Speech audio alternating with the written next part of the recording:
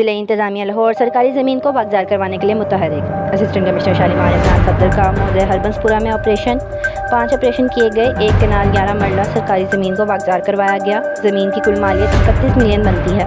पहले ऑपरेशन में 6 मरला सरकारी ज़मीन को ज़ेर तामीर घर मस्मार करवाकर वागज़ार करवाया गया। 2 मरला सरकारी ज़मीन को कमर्शियल शॉप के बेसमेंट को मस्मार करके वागज़ार करवाया गया। 3 मरला सरकारी ज़मीन को एक ज़ेर तामीर घर को मस्मार करवाकर वागज़ार करवाया गया। 10 मरला सरकारी ज़मीन को बाउंड्री वॉल मस्मार करवाकर वागज़ार करवाया गया। 10 मरला सरकारी ज़मीन को बाउंड्री वॉल मस्मार करवाकर वागज़ार करवाया गया। सरकार की ज़मीन पर नाजायज़ कब्जे की हरगिज़ इजाज़त नहीं दी जाएगी। नाजायज़ कब्जे के खिलाफ कार्रवाई जारी रहेंगी। लाहौर मोहम्मद अली।